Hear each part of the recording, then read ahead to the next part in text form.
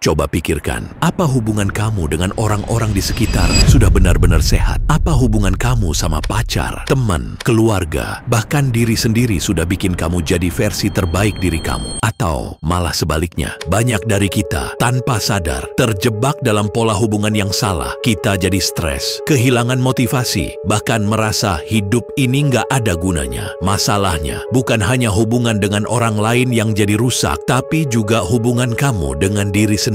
Hari ini, saya nggak mau basa-basi. Kita akan bicara jujur dan to the point. Saya akan bongkar masalah-masalah besar yang bikin hubungan kita jadi toksik. Dan di akhir video, saya kasih solusi konkret. Ini bukan cuma tentang teori, tapi langkah-langkah yang bisa kamu mulai sekarang juga. Dengarkan baik-baik, karena ini bisa jadi awal perubahan besar untuk hidup kamu. Kita langsung ke inti masalah. Ada 4 hal utama yang sering bikin hubungan kita rusak. Saya yakin setidaknya satu dari ini pasti pernah kamu alami. Pertama, hubungan toksik, pacar atau teman. Ini bisa terjadi di hubungan kamu sama pacar, teman dekat, bahkan sahabat. Ciri-cirinya, mereka suka mengontrol hidup kamu, selalu mengkritik atau cuma datang saat mereka butuh. Tapi anehnya, kamu tetap bertahan dengan alasan nggak mau kehilangan dia. Stop, kamu nggak bisa terus-terusan merelakan harga diri kamu hanya demi hubungan yang jelas-jelas merugikan. Kamu nggak diciptakan untuk dimanfaatkan orang lain. Hubungan yang sehat harus bikin kamu berkembang,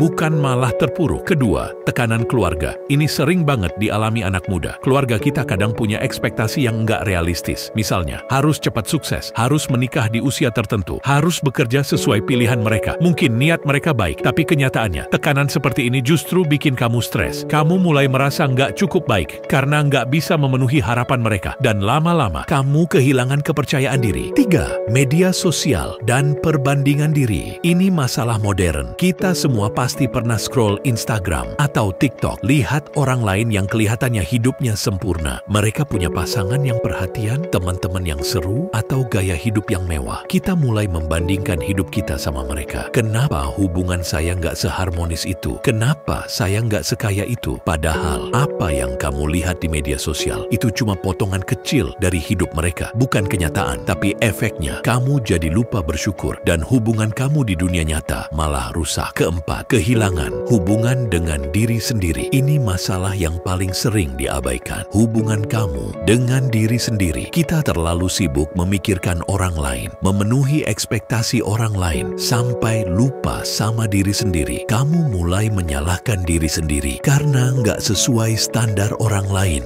Kamu lupa bahwa kesehatan mental dan fisik kamu itu jauh lebih penting dari apapun. Kalau kamu nggak mencintai diri sendiri, gimana caranya kamu bisa mencintai orang lain?